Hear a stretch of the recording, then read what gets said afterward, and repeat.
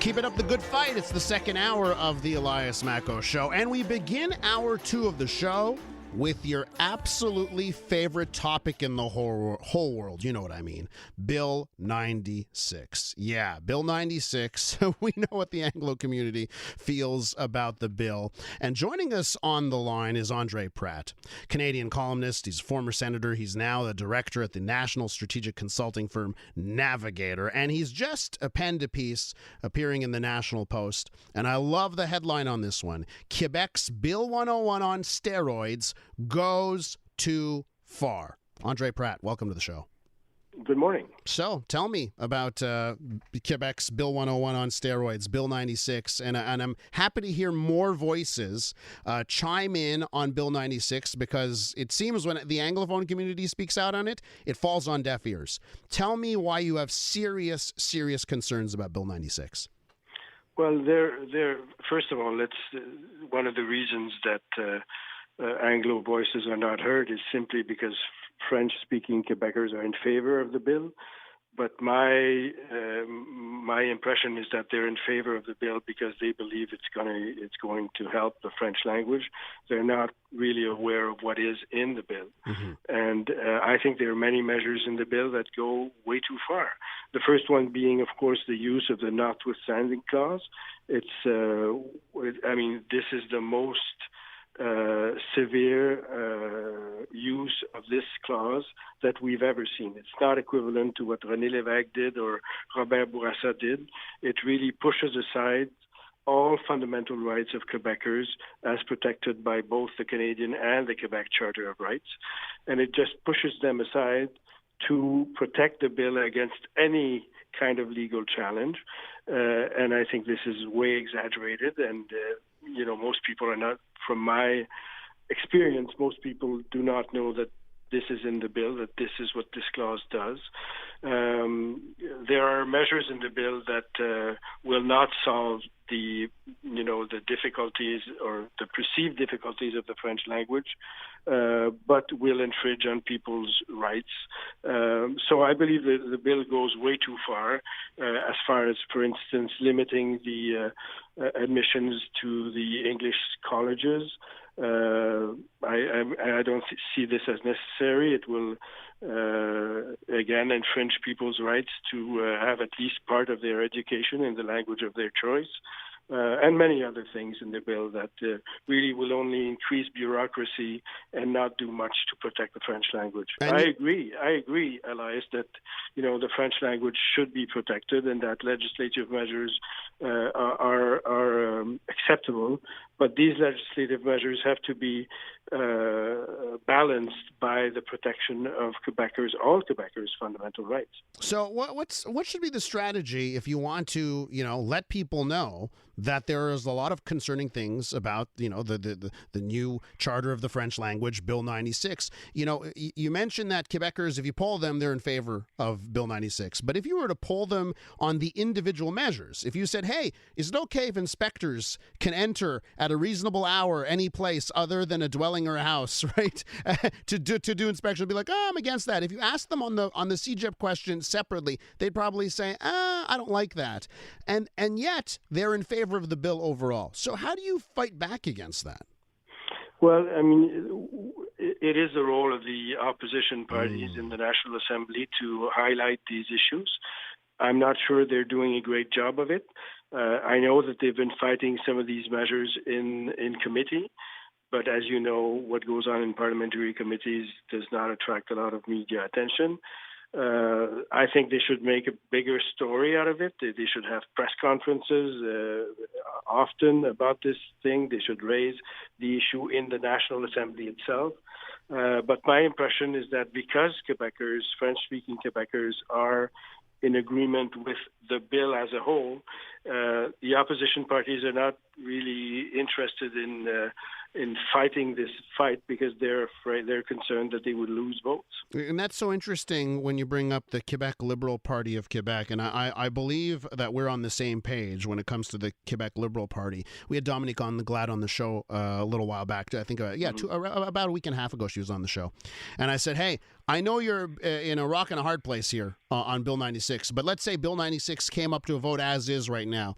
What would the Liberal Party vote? You know, and of course their base of the party, and you can talk about the island of Montreal and the West Island and that stuff. And you know, she refused to answer the question. She pivoted to, well, we're going to offer up a whole bunch of amendments. At the end of the day, Quebec Liberal Party is probably going to vote with this bill. And the question I have for you, Andre, is like, how come, of all parties, the Quebec Liberal Party, their official position couldn't be, you know what, Bill 101 that we have right now has created a tremendous balance between Anglos and Francos. And yes, we're going to tweak a few things, but we're happy with what we have. We've built something unique in this. Why can't that be their position, you think? Well, I guess it's it's partisan tactics, but I like to remind my liberal friends that the Quebec Liberal Party is a liberal party, right? And liberals are in favor of protecting people's fundamental rights.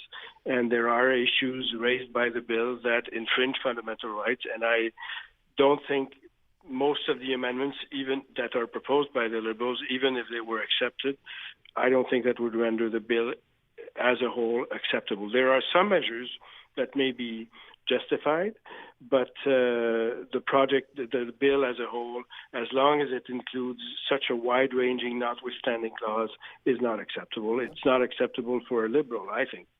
Mm-hmm. We're with Andre Pratte, former senator, columnist, recently penned a piece in the National Post on Quebec's Bill 96. That's the new charter of the French language. I guess I have to ask you about the opposition that exists in the business community. And we've had many of those voices on our show. Michel Leblanc, there were some fireworks at the hearings, right, between him and Simon Jolin Barrette. And, I have heard that some of the economic hawks within the CAQ, they're not happy as well. Is that the only, what could be a strategy to get the government to tone down Bill 96? And do you think economics and the economy would be part of that strategy? Well, the issues that were raised by Michel Leblanc, for instance, are issues that are a concern for large corporations, and it's well to raise them. I'm more concerned about what will happen to small businesses, SMEs, that will now be included, with the requirements of that exist in Bill 101 for large corporations. Small companies will now have to do this, and to address many of the legal requirements. That's going to be a lot of additional paperwork for these businesses, and I'm not sure. In fact, I'm quite sure that this will not change at all the situation in businesses. I mean, let's face it, the Office de la langue française presently, even though they only have to work with large corporations, they have difficulty following what goes on in most of these businesses. So what will happen once they have the power to do this for, thousands of small businesses? So I don't think it will improve the situation of the French language, but it will be a lot of additional paperwork and bureaucracy for these businesses, and that's certainly something that they don't need. At the end of your piece in the National Post, you write, in the end, whatever the opposition does, François Legault's majority government will pass this Bill 101 on steroids. And I guess that leads me to what do you think long-term ramifications are of passing Bill 96? Well, it's difficult to predict how people will react, I mean, my hope is that Quebecers will realize with time that there are some measures that are unacceptable. I mean, Quebecers in general seek a sort of balance naturally. That's their way of seeing things. And as you said, Bill 101, although it went too far for some, in the end achieved that kind of balance. And I think if, for instance, as you raised one of these concerns, the new powers that the Office de la Française will have to go into, any office or business or whatever. They have already part of that power, but that power is enlarged, if you wish. And so I think that there will be certainly cases where the office will abuse this power, as they've done in the past. And my hope is that Quebecers will realize the real impact of Bill 96 and push for amendments so that the bill becomes more acceptable. And again, the notwithstanding clause, although it looks theoretical, I mean, in reality, it affects all Quebecers. It means that no Quebecer, whether English-speaking or French-speaking or allophone, all Quebecers, no Quebecer will be able to challenge this bill because it's protected by this such a wide-ranging notwithstanding clause. Yeah. And I think that's really, I mean, it's dangerous, it's unacceptable, and it's dangerous, and it's not liberal. One last question while I have you on the line, federally here. It seems one of the issues here is that there is not a federal party that wants to challenge Quebec, and the federal Liberals, right? They used to be the party that would toe the line on official bilingualism and that kind of thing, and it seems like they're shying away from that, especially in Quebec now, an asymmetry there when it comes to the linguistic portfolio. Do you think they have a role to play in this? Well, they certainly do, and I mean, I'm concerned by the, let's call it, the weakness of federal parties on these issues, both Bill 96 and Bill 21. I mean, if there is someone in Canada that needs to stand up for people's fundamental rights, it is the government of Canada, right? Mm-hmm. And if they don't do so, because they're afraid of losing votes, they're not doing their job.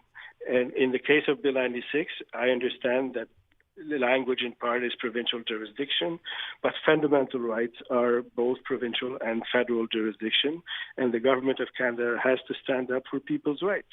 And I mean, certainly Mr. Trudeau's father would not have accepted both Bill 21 and Bill 96, and would have fought them, as much as the Prime Minister of Canada's powers allows them to fight them. Andre Pratte is director at the national strategic consulting firm Navigator, former senator and columnist as well. Thank you so much for coming onto the program. Thanks for having me.